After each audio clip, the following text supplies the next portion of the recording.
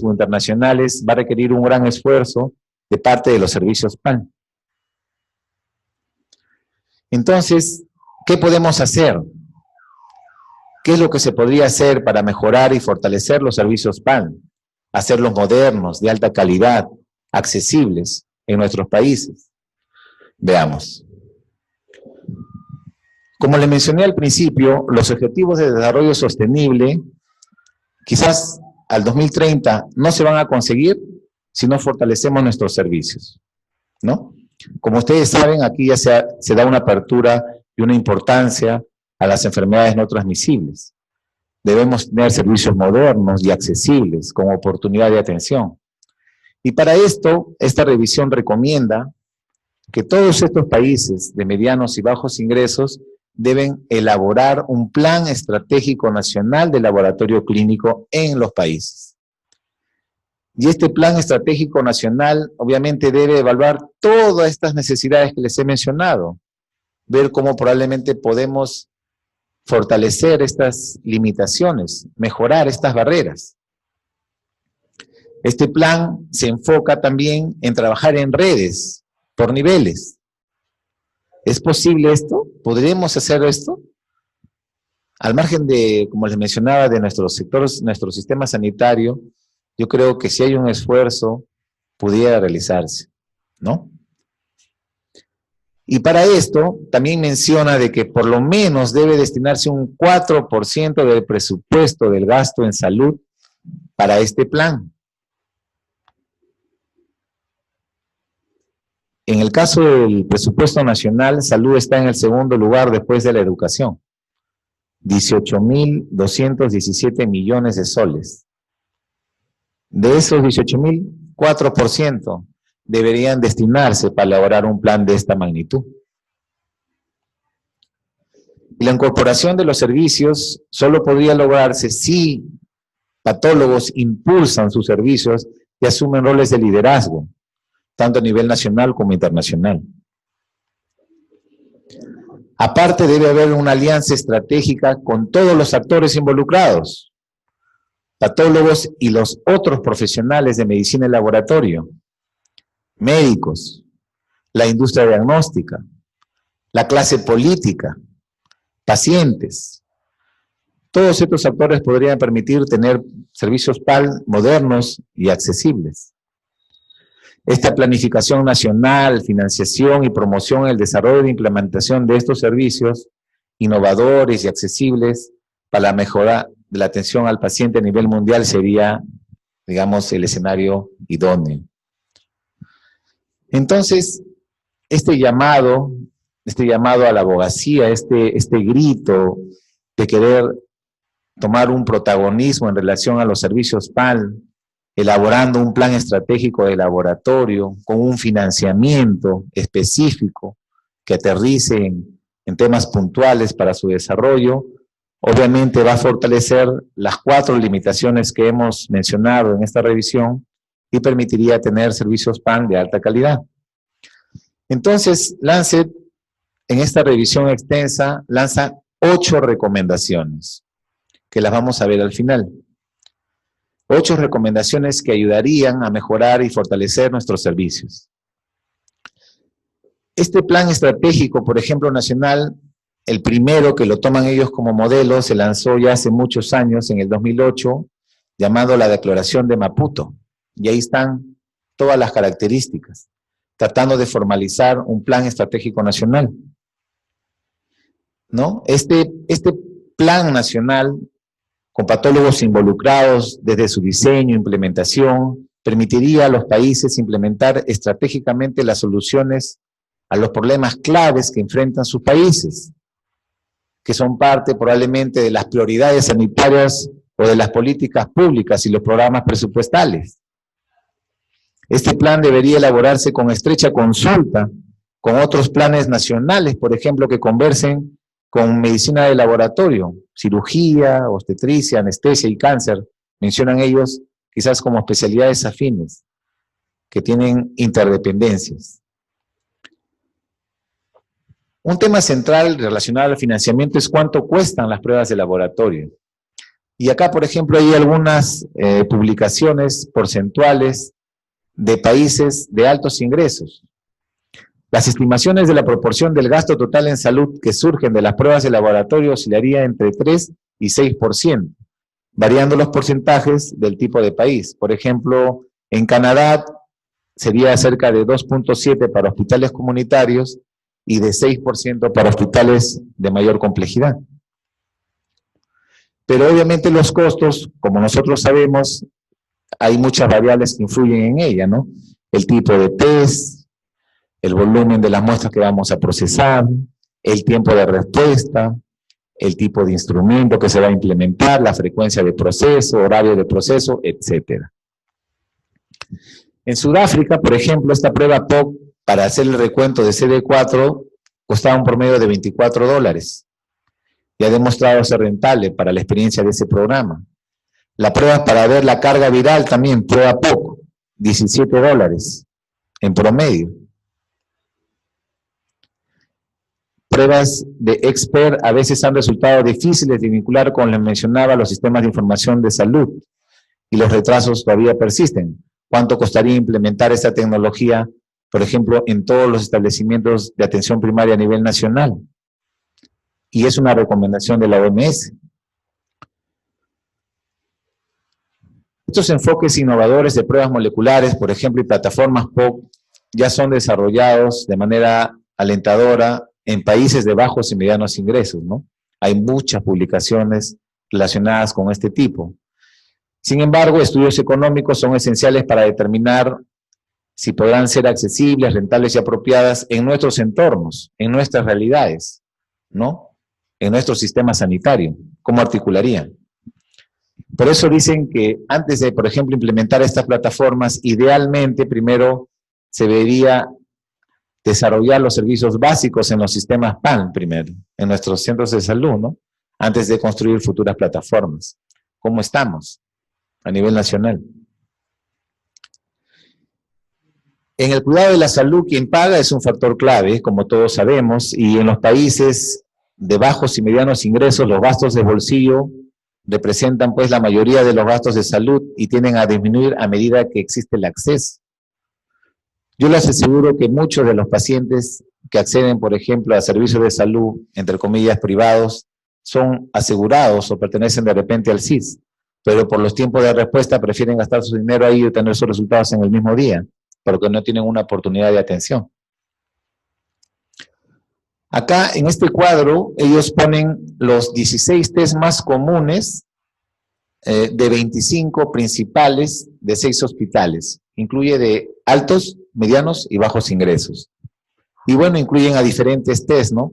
Lo clasifican a los hospitales por público o privado, número de camas, y detallan una serie de test y ellos ponen en el ranking si está o no dentro de los primeros 5. Por ejemplo, el hemograma está en todos los hospitales dentro de los primeros 5 test. Y así, por ejemplo, todos ellos mencionan. Acá hacen la discriminación de qué países son de bajos y medianos y de altos ingresos. Y dice que existe un pequeño número de test realizados con frecuencia en todos los países, formando la columna vertebral para el diagnóstico de muchas enfermedades. Este es un cuadro bien interesante que lo pueden ver con detalle en la publicación. Y también los países experimentan diferentes formas de pago. Los sistemas sanitarios o las coberturas de salud varían de país a país. Acá ponen, por ejemplo, algunos ejemplos, como es en Canadá, como es en Argentina, como es en Sudáfrica. Y en la India, por ejemplo, el seguro médico es privado y solo cubre los test realizados durante una hospitalización o 30 días previos a la hospitalización. Y los pacientes, por ejemplo, solo pueden recibir un chequeo gratuito cada 3 o 4 años después de 4 años de cobertura. Imagínense. ¿Cómo es en nuestros países? Definitivamente en el sector público puede haber quizás una sobreutilización de los test por el reciclaje. Claro, eso depende de la extinción de uso también del perfil de su demanda en sus establecimientos. Entonces es importante que los países aseguren que los pacientes tengan protección contra el riesgo financiero, ¿no? Y no enfrenten gastos de bolsillo o gastos catastróficos que lamentablemente sucede en nuestro país, ¿no? Cuando necesiten servicios PAL adecuados. Y acá comienza a hablar de varios componentes bien interesantes que pueden servir como estrategias para tratar de fortalecer nuestros servicios PAN. Por ejemplo, la abogacía y política pública tiene una gran influencia de la salud, donde articulan nuestras necesidades, ¿no?, con las políticas públicas del país. Y los servicios PAN permanecen invisibles, por ejemplo, dentro de los actuales objetivos de desarrollo sostenible. Vamos a ver cómo quizás las principales instituciones mundiales relacionadas a PAN quizás no tienen convocatoria en estas mismas instituciones, ¿no? La falta de liderazgo de la comunidad PAN impacta en el debate sobre políticas de salud a nivel nacional y mundial. Y acá, por ejemplo, dentro de esta perspectiva, hay diferentes dimensiones. Hablan de política narrativa, de política organizacional, de política simbólica, económica, científica y política de políticos. Vamos a ver un poco de cada una de ellas. En lo que es política narrativa, trata de posicionar a los servicios PAN desde su necesidad y cómo pueden ser ellos visibles para las políticas de salud. ¿Cuándo empieza nuestra problemática? ¿Cómo hacemos que eso sea visible? ¿Cómo podemos trascender con nuestra historia? Un estudio, por ejemplo, demuestra de que la mayoría de los comités, por ejemplo, de financiamiento en investigación para el cáncer o comités de políticas de salud, incluía a menos de 3% en comités de cáncer o menos de 1.2% en los comités de políticas a médicos o profesionales que mencionaban a la patología como su disciplina primaria. Es decir, del 100% de integrantes de los principales comités que probablemente están involucrados con políticas públicas o temas de macrogestión, un porcentaje bajísimo están involucrados los patólogos. Y los patólogos probablemente no ocupan puestos de liderazgo importantes dentro de los financiadores internacionales de salud o financiadores nacionales en investigación, centros clínicos o institutos de investigación. Por lo tanto, la comunidad de patología debe evaluar este desequilibrio y asumir roles de liderazgo a fin de garantizar que los servicios PAN se incorporen a la agenda de salud.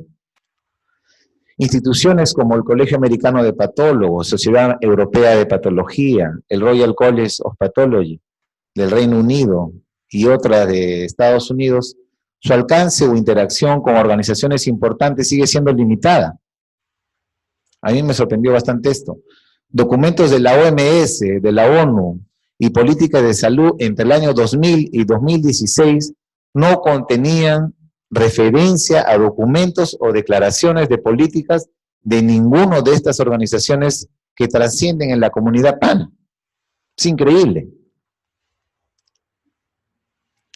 Entonces, esta gran desconexión, este eslabón que existe entre la comunidad PAN y estas organizaciones, élites, ¿no?, está haciendo de que tengamos, pues, una ausencia, seamos invisibles, ¿no? Eso refuerza la narrativa invisible de nuestros servicios a nivel mundial.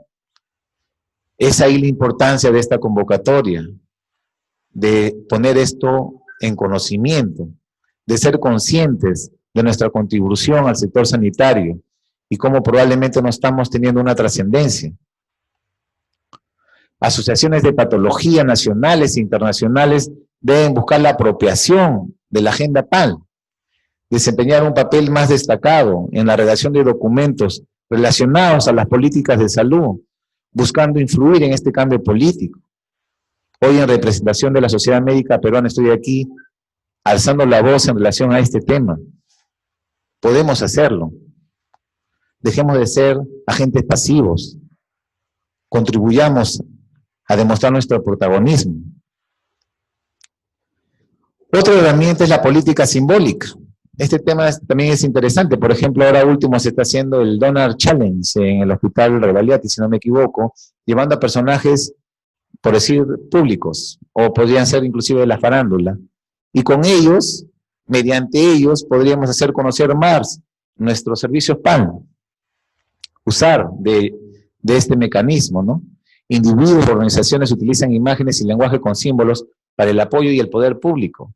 Quizás así la gente conozca un poco más de nosotros, quién está atrás de sus resultados, con qué contribuimos, qué hacemos, ¿no? Y esto puede alterar dramáticamente la forma en que somos percibidos por el público en general. Por ejemplo, ellos ponen este eslogan: sin patología molecular no existe medicina de precisión, ¿no? Y esto puede ser un gran aliado para tratar de hacer conocer nuestros servicios. Otro tema que ya lo hemos visto un poco en detalle es la política económica, que en realidad habla de cuánto cuestan obviamente los servicios PAN en relación a los test. La otra parte es la política científica, que menciona con qué evidencia científica la contribución de los test de laboratorio permiten establecer, por ejemplo, políticas. Esto permitiría diseñar de repente medicina basada en evidencias dentro de los servicios PAN, para tener un apoyo financiero y establecer programas. El núcleo de este diálogo, sin embargo, se ha centralizado en general en la parte tecnocéntrica. Más se han preocupado en la tecnología de los test y en la parte informática, ¿no? Como por ejemplo los LIS o la telepatología, pero no ha aterrizado aún más en las otras dimensiones. Entonces debe posicionarse los servicios PAL como un árbitro clave para mejorar el control de enfermedades y mejorar los indicadores sanitarios, ¿no? Tanto en los países de bajos, medianos, como de altos ingresos. Y aquí, los políticos son agentes de cambio clave y líderes cuyas acciones influyen en la provisión de bienes públicos a sus electores. Este es otro tema que deberíamos tenerlo presente, ¿no? La mayoría de las élites políticas no han sido involucradas por la comunidad PAN para considerar el papel central de nuestros servicios en los sistemas de salud para mejores resultados. Más aún con este concepto de universalismo progresivo que va de la mano con la cobertura de aseguramiento universal, ¿no? Para tratar de erradicar, por ejemplo, la pobreza y fortalecer los sistemas, en este caso, de salud. Involucrar a los políticos a través de la promoción e inclusión de los comités de alto nivel y estar en la agenda, involucrarnos a esos niveles. Y ahí, por ejemplo, ellos mencionan como una estrategia para tratar de repente, fortalecer también los servicios y de repente limitaciones de financiamiento a ONGs internacionales de prestigio, como Wellcome Trust, por ejemplo, del Reino Unido, u otras como Bill y Melinda Gates, que financian algunas ONG probablemente en Latinoamérica, probablemente también en nuestro país. ¿Y por qué no podrían articular para financiar un plan nacional estratégico de laboratorios clínicos? ¿No? Entonces los patólogos deben tener roles de liderazgo en el diseño e implementación de estos programas nacionales estratégicos. Su experiencia técnica, sumada a su experiencia en los problemas claves descritos, posiciona a los patólogos como los arquitectos y facilitadores clave de los marcos apropiados para una agenda PAN coherente y sólida. Deben superar su invisibilidad para el público en general. Los pacientes reciben los resultados de los test de laboratorio que tienen impacto en su atención, pero no ven, a veces ni conversan con las personas responsables de estos test. Estamos metidos en cuatro paredes y no salimos. Interactuemos un poco más con nuestros pacientes, que conozcan nuestra actividad. Las asociaciones profesionales de patólogos deben participar en actividades de divulgación para educar a los formuladores de políticas y al público sobre la importancia de nuestros servicios, ¿no? Y así como desarrollar políticas para respaldar la excelencia en servicios PAN. Los patólogos deben enfatizar la centralidad de su contribución como disciplina clínica para mejorar la atención médica. Si son vistos simplemente como proveedores de test, entonces pueden ser evitados por el crecimiento no planificado, por ejemplo, implementando tecnología o test PAN, ¿no? POC, en detrimento del control, costos y mejora de los resultados en salud. También esta publicación menciona que deberíamos participar en una agenda global junto con otras disciplinas afines, y ahí mencionan, por ejemplo, la radiología, ¿no? Como, por ejemplo, anatomía patológica, medicina de laboratorio, radiología, quizás conviven con las mismas situaciones tecnológicas o las mismas barreras y trataríamos de fortalecer esto a nivel nacional. La cobertura de salud universal accesible y de alta calidad para nuestros países al 2030 no se va a lograr si tenemos, obviamente, PAN fragmentados, segmentados, sin recursos, si no remodelamos estos servicios. Y ahí la importancia de esta conferencia. Entonces, ellos mencionan y dan 8 recomendaciones centrales, ¿no? Dentro de estas 8 recomendaciones mencionan a los responsables de la formulación de políticas, a los financiadores oficiales de la asistencia para el desarrollo, a organizaciones de financiamiento en investigación, comunidades clínicas, comunidad PAN, pacientes y público en general, para tener servicios PAN sólidos por niveles y por redes, que es lo que estábamos proponiendo. La primera recomendación que ellos establecen es que las instituciones líderes PAN a nivel internacional hagan un paquete PAN global, enfocado en todas estas necesidades, y traten de establecer, como quien dice, una matriz global hacia dónde podríamos apuntar en el crecimiento de nuestros servicios a nivel mundial. La segunda recomendación es que con este insumo de este plan global podamos aterrizar en un plan estratégico nacional de laboratorio, donde se diga claramente qué tenemos que hacer, quiénes son los responsables de implementarlo, cómo lo financiamos. Y ahí obviamente todos los actores claves que mencioné son los que deben estar involucrados. Como tercera recomendación, por ejemplo, para el tema de recursos humanos necesarios, hablan de que los países deben comprometerse a producir un número adecuado de profesionales de alta calidad y bien capacitados, incluyendo a patólogos, científicos de laboratorio, tecnólogos, técnicos, etcétera, en nuestros servicios. Un tema importante, ver las competencias profesionales de nuestras escuelas de medicina, escuelas de tecnología médica, institutos técnicos, etcétera. El otro tema es preparar al personal con las habilidades y oportunidades educativas adecuadas para impulsar una prestación efectiva en los servicios PAN en los países de bajos y medianos ingresos. Acá, obviamente, la educación debe modernizarse para incluir políticas de salud, gestión y capacitación en liderazgo y evaluación de nuevas tecnologías, por ejemplo. La quinta recomendación es fortalecer la parte tecnológica, las limitaciones informáticas, ¿no? Tener mejores tecnologías de información y sistemas LIS que ayudarían a fortalecer los laboratorios. Y cuando sea apropiado, de acuerdo a la capacidad, implementar telepatología o telediagnóstico, como pudiera ser. La otra parte crítica es comprometerse con una agenda de calidad que enfatice en la necesidad de cumplir con las normas nacionales e internacionales mediante programas nacionales de acreditación. Y acá el principal protagonista en este tema es el INACAL, que es el ente acreditador en nuestro país. Actualmente nuestro país tiene 2 laboratorios clínicos acreditados y los 2 son privados por el INACAL. Todos los profesionales PAN deberían comprometerse a cumplir con los estándares internacionales, por ejemplo, de certificación y acreditación. Los laboratorios deben comprometerse a cumplir con acreditación internacional y nacional y participar activamente en este fin. La séptima recomendación es que incorporar financiamiento sostenible para PAN dentro de los presupuestos, obviamente es una necesidad. Y aquí el financiamiento sostenible permitiría impulsar la eficiencia de servicios PAN para mejorar la oportunidad de la atención, ¿no? Y como les mencioné, es aproximadamente un 4% del gasto en salud. Y la última es asegurar la mayor participación de los profesionales PAN en la toma de decisiones sobre políticas de salud, impulsada por un liderazgo de patología a nivel local, nacional y global. Los profesionales PAN deberían estar en los grandes debates de la agenda de salud de nuestro país.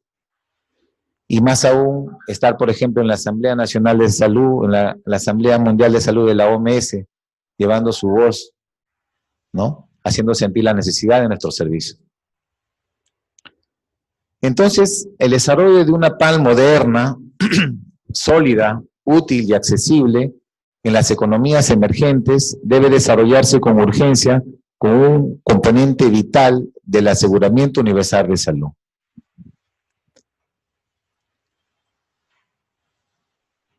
Al final, Lancet hace un resumen de un cuadro clínico de un paciente de la India, de una zona rural. ¿Cómo se vería en el año 2030 si es que los servicios PAN efectivamente se modernizaron, son accesibles, pudieron mejorar sus limitaciones, sus 4 barreras centrales? ¿Y qué pasaría con ese paciente en el año 2030?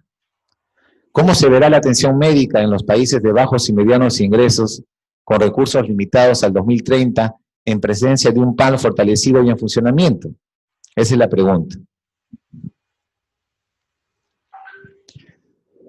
Como yo no quise poner el ejemplo de la revista Lancet, le voy a poner un ejemplo nacional. ¿Qué pasaría en nuestro país si al 2030 podemos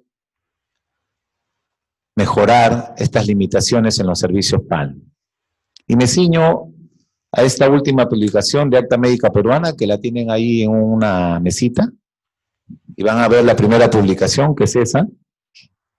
Un médico infectólogo del Ministerio de Salud hace un resumen sobre la tuberculosis y qué necesitamos para tener 0 tuberculosis al 2035.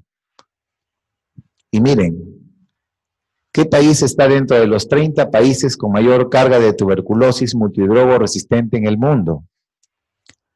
¿Qué país en América encabeza la lista de los países con mayor número de casos de tuberculosis multidrogo resistente y extensamente resistente? ¿Qué país ocupa el 3er lugar entre los países con mayor número de casos de tuberculosis por cada 100.000 habitantes? ¿Qué país? Perú. Imaginémonos en el 2030 que la barrera PAN ha sido solucionada. Tenemos un agricultor de 28 años de esta zona de Ucayali, de una zona rural cercana a este pueblo, y asiste a un establecimiento de salud de atención primaria por presentar esos síntomas.